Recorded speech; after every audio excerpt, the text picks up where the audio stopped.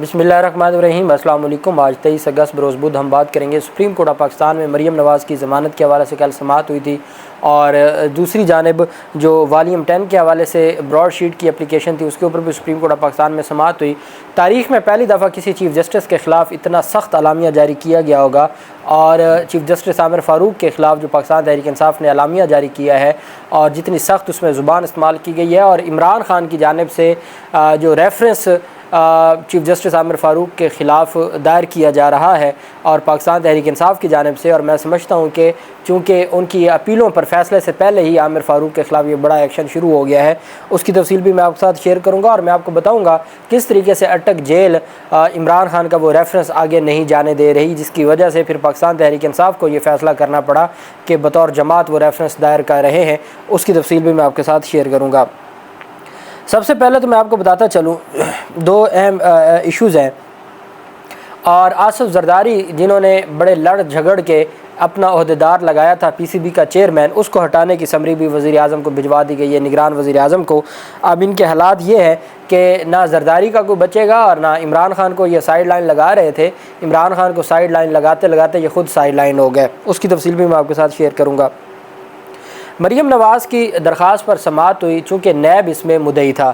NAB نے cancellation of bell move کی تھی مریم نواز کے خلاف، یہ جو شمیم شوگر مل کیس ہے اس میں مریم نواز اور نواز شریف، جب نواز شریف کے خلاف ان کو رہائی دی گئی تھی اور وہ اس وقت کوٹ لکھپت جیل میں تھے، تو وہ چودھری شوگر مل کیس میں ہی جیل میں تھے، اور مریم نواز کی جب ضمانت منظور ہوئی تھی، یہ وہ ضمانت تھی جو کنڈیشنل ضمانت دی گئی تھی مریم نواز کو، اور اس میں اس نے کہا تھا کہ میں اپنے والد کی خیریت دریافت کرنے کے لیے یا ان کی دیکھ بھال کے لیے مجھے ضمانت دی جائے۔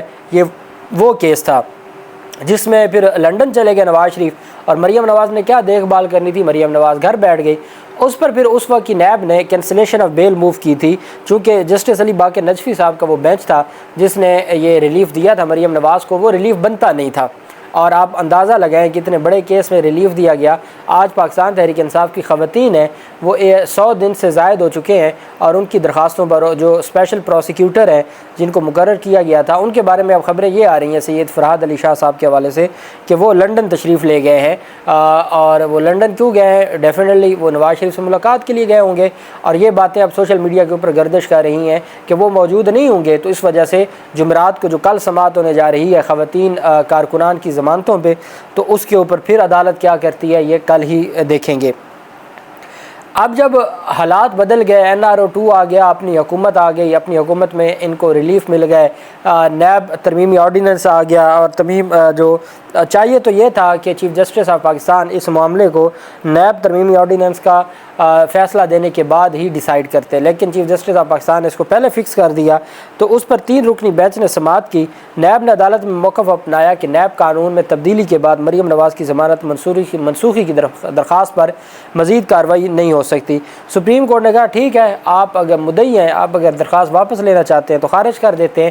اس پر پھر نیب کی جانب سے ایک فرمائش کی گئی، نیب نے کہا جناب اس کو خارج نہ کریں، نمٹا دیں، آپ خارج کا ورڈ نہیں آنا چاہیے، ڈسپوز آف کر دیں۔ نیب کی جانب سے عدالت سے استدعا کی گئی کہ براہ کرم آرڈر میں خارج کرنے کی بجائے نمٹا دینا لکھ دیں، تو چیف جسٹس امرتا بندیال صاحب نے ریمارک دیا کہ آپ کو آرڈر پسند آئے گا۔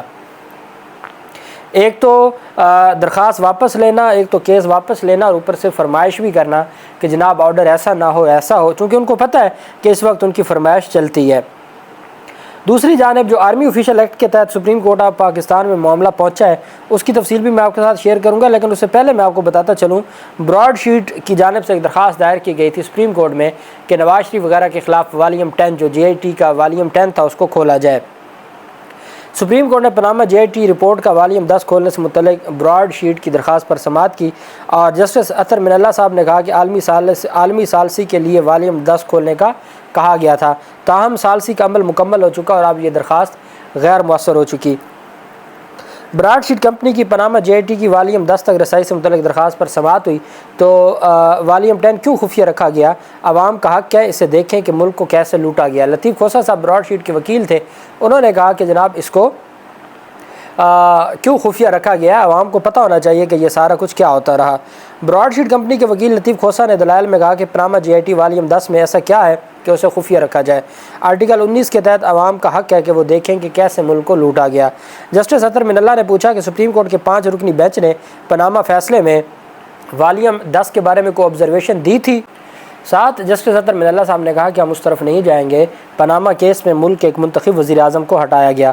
آپ کو والیوم 10 ثالثی کورٹ میں کارروائی کے لیے چاہیے تھا، وہاں معاملہ نمٹ چکا ہے، اب تو آپ کی درخواست غیر مؤثر ہوگی۔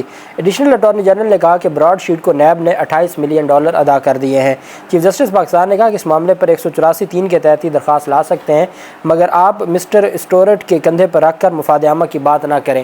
آپ اگر کہیں کہ براڈ شیٹ کے کندھے پہ رکھ کے آپ والیوم 10 کھلوانا چاہتے ہیں مفاد عامہ کا کیس بنا کے، تو ایسا نہ کریں، اس کے لیے الگ سے 184(3) کی درخواست آ سکتی ہے۔ جسٹس اطہر من اللہ صاحب نے ریمارکس دیے۔ لطیف کھوسہ صاحب کو مخاطب کرتے ہوئے کہا کہ آپ پاناما فیصلہ پر دوبارہ نظر ثانی کرانا چاہتے ہیں؟ وکیل لطیف کھوسہ بولے نہیں، میں پاناما فیصلے میں نہیں جانا چاہتا، میں صرف والیوم 10 اوپن کروانا چاہتا ہوں۔ جسٹس اطہر من اللہ صاحب نے کہا سیاسی باتیں کرنے کی بجائے قانونی نکات تک ہی محدود رہیں۔ آپ یہاں پاکستانی عوام کی نہیں، براڈ شیٹ کمپنی کی نمائندگی کے لیے آئے ہیں، اس لیے بہتر ہوگا کہ آپ پاکستانی عوام کی نمائندگی سے متعلق بات نہ کریں۔ کیا پاناما کیس کے فیصلے میں سپریم کورٹ نے پاناما GIT والیوم 10 کا ذکر کیا، یا پھر آپ یہ کہنا چاہتے ہیں کہ سپریم کورٹ کے 5 رکنی پاناما بینچ نے کسی کی حمایت کی تھی؟ وکیل لطیف کھوسہ نے کہا میں صرف چاہتا ہوں کہ عوام کے سامنے حقائق آئیں۔ چیف جسٹس امرتا بندیال صاحب نے کہا کہ انگریزی کا لفظ ہے ریلیکس۔ کھوسہ صاحب آپ خاطر جمع رکھیں، جو بحث عدالت میں ہو رہی ہے یہ کیس سے ہٹ کر ہے۔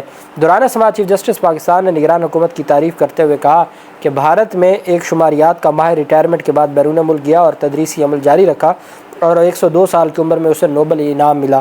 پاکستان میں بہترین دماغ اس وقت حکومت میں ہیں۔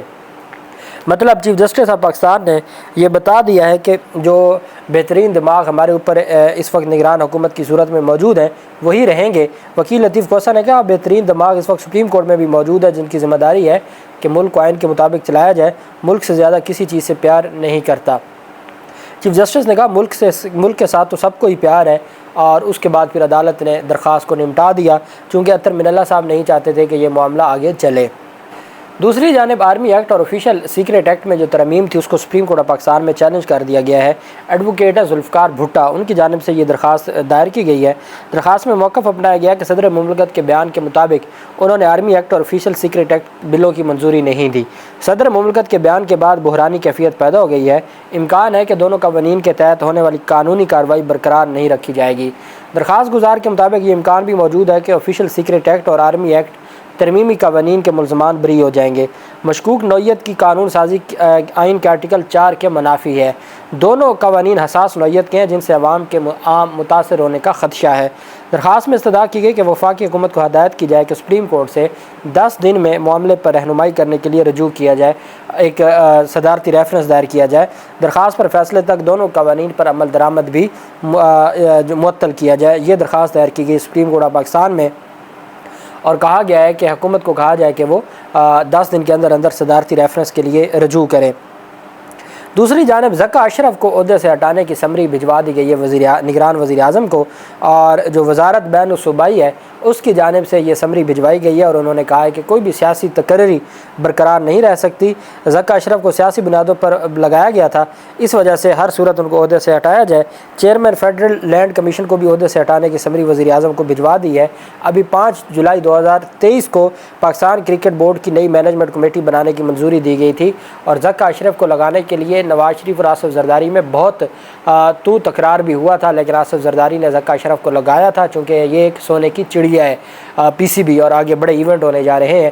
لیکن نگران حکومت نے آتے ہی جہاں باقی افسران کو ہٹانا شروع کر دیا، سوائے شہباز شریف کے لگے جو افسران ہیں، چونکہ وہ شہباز شریف کے بیسیکلی نہیں تھے، وہ انہی کے تھے جن کی حکومت ہے، ان کو نہیں ہٹایا گیا۔ باقی نواز شریف اور آصف زرداری سے جڑے جتنے بھی لوگ ہیں ان کو ہٹایا جا رہا ہے، اور یہ میں سمجھتا ہوں ذکا اشرف کو عہدے سے ہٹانا یہ بہت بڑی ڈیولپمنٹ ہے۔ جبکہ دوسری جانب چیف جسٹس اسلام آباد ہائی کورٹ کے خلاف جو ایک اعلامیہ جاری کیا گیا ہے PTI نے، چیف جسٹس اسلام آباد ہائی کورٹ نے قانون کو تماشا بنا دیا ہے۔ چیف جسٹس شدید الفاظ میں مذمت کی ہے تحریک انصاف نے توشہ خانہ کیس کی سماعت ملتوی کرنے کو، اور انہوں نے کہا ہے کہ मरकज़ी मीडिया डिपार्टमेंट के मुताबिक PTI कोर कमेटी के chief justice Islamabad high court खुद को मुकदमे की समाअत से फौरी अलहदगी और मामला किसी दूसरे बेंच के हवाले करने का मुतालबा करते हुए कहा कि chief justice Islamabad high court ने कानून और इंसाफ को महज एक मजाक, अदालत को तमाशा बना दिया है। वो चीफ जस्टिस के मनसब पर बैठने के अहल नहीं है। कोर कमेटी तहरीक इंसाफ ने कहा कि मामले को इल्तवाम में डालने का वाहिद मकसद इमरान खान से रवा रखे जाने वाले इंतकाम और तशद्दुद के सिलसिले का दवाम है। Chief justice of Pakistan Islamabad high court के चीफ जस्टिस के अंदाज़ फ़ैसला साजी का नोटिस लें। कोर कमेटी ने कहा कि chief justice Islamabad high court justice Aamir Farooq के ख़िलाफ़ सुप्रीम जुडिशल काउंसिल में रेफरेंस दायर करने का फ़ैसला किया है, जिसको आज दायर किया जाएगा। ख़बर यह है कि पाकिस्तान तहरीक इंसाफ के चेयरमैन इमरान खान ने जब पहली मुलाकात हुई थी नईम पंजोता एडवोकेट के साथ, जब गिरफ़्तार हुए थे, गिरफ़्तारी से अगले ही दिन, उस वक्त भी इमरान खान ने ये पैगाम भिजवाया था कि आमिर फ़ारूक साहब से कहा जाए। इमरान खान पहले इस पर बाकायदा दरख्वास्त दायर कर चुके हैं, जिसको गैर मुअय्यना मुद्दत के लिए ख़ुद ही आमिर फ़ारूक साहब ने मुलतवी कर दिया था। सबसे पहले आज़म सवाती ने जेल से ख़त लिखा था 6 सफ़ात का कि मेहरबानी करें आप मेरे केसेस को ना सुने, और उसके बाद फिर इमरान खान ने और वो आपको इमरान खान की ऑडियो भी जो लीक हुई थी जब नैब कस्टडी में थे, उस वक्त भी चीफ जस्टिस आमिर फ़ारूक पर एतराज़ किया था। अब ख़बर यह है कि इमरान खान ने रेफरेंस अपने वकला के ज़रिए तैयार करवाया, और वो जेल सुपरिटेंडेंट, चूँकि जो जेल में होता है वो कोई भी दरख्वास्त देता है वो जेल सुपरिटेंडेंट के थ्रू देता है, तो उन्होंने जेल सुपरिटेंडेंट को रेफरेंस जमा करवाया है कि चीफ जस्टिस आमिर फ़ारूक के ख़िलाफ़ ये रेफरेंस दायर किया जाए सुप्रीम जुडिशल काउंसिल में, जहाँ पर जो हमारी अदालतें हैं वो सुपरिटेंडेंट जेल के जो जितने भी अक़दामात हैं उनको प्रोटेक्ट कर रही हैं। अदालतों के अहकामात के बावजूद ना वो किसी को मिलने देते हैं, ना सहूलियात देते हैं, CCTV कैमरे लगाए हुए हैं, जो कर सकते हैं वो कर रहे हैं, हालांकि अदालतों के क्लियर कट ऑर्डर्स हैं। और आमिर फ़ारूक साहब ने कल कहा था ना मैं इस पर एक फ़ैसला जारी करूँगा, इस वक्त तक कोई फ़ैसला नहीं जारी किया, चूँकि अदालतें उनको तहफ़्फ़ुज़ दे रही हैं। और दूसरी जानिब उन्होंने भी तो फिर करना था, उनके पास रेफरेंस पड़ा है। ज़राए ये कहते हैं कि वकला ज़राए जो PTI के, वो कहते हैं कि इमरान खान ने रेफरेंस 1 हफ़्ता पहले ही जेल सुपरिटेंडेंट को दिया है कि ये सुप्रीम जुडिशल काउंसिल में जमा करवाया जाए, वो आज तक जमा नहीं करवाया गया, जिस पर अब पाकिस्तान तहरीक इंसाफ ने ये प्लान किया कि वो ख़ुद ये रेफरेंस दायर करेंगे। आज ये रेफरेंस दायर होने जा रहा है, कल समाअत है, आज सुप्रीम कोर्ट में भी समाअत है। जो भी तफसीलात होंगी आप साथ शेयर करते रहेंगे। अल्लाह पाक पाकिस्तान कामयाब नासिर हो। बहुत शुक्रिया। अल्लाह हाफिज़। पाकिस्तान जिंदाबाद।